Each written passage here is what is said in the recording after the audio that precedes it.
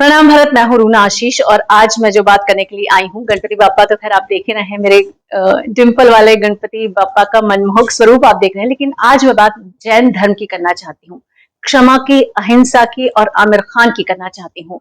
आमिर खान से इंटरव्यूज कई बार होते हैं हम लोगों की, कई बार ऑफिशियल होते हैं, कई बार अनऑफिशियली हम लोग आपस में साथ में बैठकर बात करते हैं। तो उनकी एक डॉक्यूमेंट्री आई थी कुछ साल पहले, रूबरू रोशनी, और उस टाइम पे हम लोग आमिर खान से उनके घर पर मिल रहे थे और बहुत बहुत लंबी बातचीत हुई है। बहुत सारी बातें वो बहुत सुंदर सुंदर बता रहे थे। उन्होंने कहा कि वो किस तरीके से जैन धर्म से प्रभावित हैं। वो बात मुझे बहुत अच्छी लगी उनकी। अहिंसा की बात करते हैं कि हम अहिंसा को मानते हैं, वो मानते हैं। और उसके अलावा उन्होंने ये भी कहा कि मुझे क्षमा और मिच्छामि दुक्कडम, ये जो क्षमावाणी है, ये बहुत अर्थपूर्ण लगता है। उन्होंने ये भी कहा कि मैं इस बात पे बहुत यकीन करता हूं कि कैसे हमें उतनी जितनी की जरूरत है उतना ही भोग करें, बाकी की लालसा ना रखें।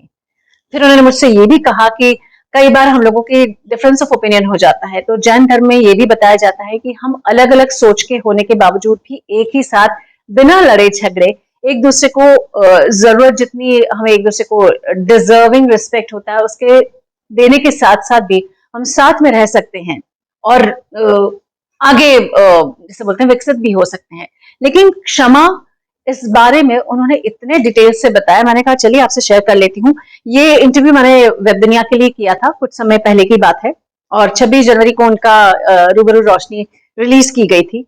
उन्होंने कहा था कि मुझे लगता है कि हम अपनी रोजमर्रा की जिंदगी में क्षमा इस शब्द या भाव का इस्तेमाल करना भूल गए हैं। हम ये भी भूल गए हैं कि क्षमा कर देने से हमारे कितने सारे घाव भर जाते हैं। और ये सब मैं नहीं कहता हूं, कई बड़े बुजुर्ग भी कहकर जा चुके हैं। और क्षमा नाम के इस शक्ति को नजरअंदाज करते जा रहे हैं हम लोग, उन्होंने ये कहा। आमिर मुझे बता रहे थे कि क्षमा कर देने से हम न सिर्फ सामने वाले को क्षमा कर देते हैं, हम अपने आप को भी क्षमा कर लेते हैं।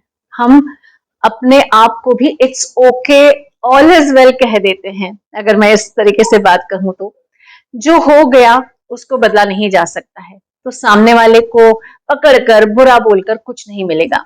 उसे भी जिंदगी में आगे बढ़ने दो, क्षमा मांगकर आप भी जिंदगी में आगे बढ़ने के लिए तैयार हो जाओ। और मैं खुद इस बात में बहुत ज्यादा यकीन करती हूँ कि गलती अगर थोड़ी सी भी मेरी है, सामने वाले को थोड़ा सी मेरी वजह से दुख हुआ है, तो सॉरी बोल देती हूँ कि सॉरी, मेरी वजह से आपको प्रॉब्लम हुई है। सामने वाला अगर उसे लगता है कि उसने अगर कभी मेरा दिल दुखाया है, तो अगर वो सॉरी बोलने की हिम्मत कर सकता है तो वो बोले, और अगर नहीं बोल सकता है तभी वो जाने मैंने सॉरी बोल के, मैंने क्षमा मांगकर अपने दिल का बोझ हटा दिया, और मैंने सामने वाले को ये भी बोल दिया कि नहीं भाई, मुझे तुमसे कोई वैमनस्य नहीं है। आमिर ये बताते हैं कि इतिहास में भी कई ऐसे मौके पड़े हैं जहां लड़ाई एक साल या 2 साल की नहीं है, कई सालों की है। मतलब आप एक दूसरे से लड़ते लड़ते जिंदगी के कितने सारे साल समय यूं ही व्यर्थ कर देते हैं जो बर्बाद हो जाते हैं। बस ठीक है, आप क्षमा कर दीजिए और आगे बढ़ जाइए। जिसे कहा जाता है क्षमा वीरस्य भूषणम या मिच्छामि दुक्कडम, ये हमारी संस्कृति का ही हिस्सा है। और कई बार ऐसा होता है कि अनेकांतवाद, यानी अगर दो लोग एक दूसरे की बात को एक दूसरे से जुदा मानते हैं, विपरीत मानते हैं, तो भी हर व्यक्ति को अपनी अपनी सोच रखने का अधिकार होता है। रखने दीजिए, क्या चला जाएगा। इनफैक्ट साथ ही मैंने उनसे ये पूछा कि कभी आपकी जिंदगी में ऐसा हुआ जब आपको मिच्छामि दुक्कडम, क्षमावाणी या ऐसी किसी बात से गुजरना पड़ा? क्या कभी किसी ने आपको सॉरी बोला या कभी आपने किसी को सॉरी बोला है? तो उन्होंने बहुत सुंदर सी एक बात मुझसे शेयर की। उन्होंने कहा कि एक बार एक फिल्म के दौरान उनकी और जूही चावला, जो कि बहुत जानी मानी और बहुत पसंदीदा जोड़ी मानी जाती है फिल्म इंडस्ट्री की, लोगों को बहुत ज्यादा प्यार इन्होंने दिया है इस जोड़ी को लोगों ने। तो किसी बात पे मनमुटाव हो गया और दोनों ने एक दूसरे से बात करना बंद कर दिया, और फिर मौका आया जब आमिर और रीना, उनकी जो पहली पत्नी है, उनका तलाक संबंध विच्छेद या विवाह विच्छेद की समय आ गई, वो बेल आ गई। तब जूही ने कॉल किया और उस समय जूही ने बात की और बहुत सारी बातें की, मिलने भी आई।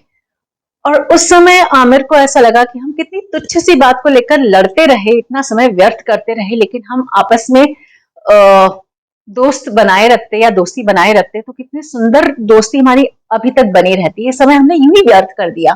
जिस व्यक्ति इस समय इतने साल तक इतनी सी बात पर, तुच्छ सी बात पर खफा था, आज देखो जब मैं अकेले में हूं और मैं किसी से बात नहीं कर रहा हूं तो मेरी वही दोस्त मेरी जिंदगी में लौट कर आई है।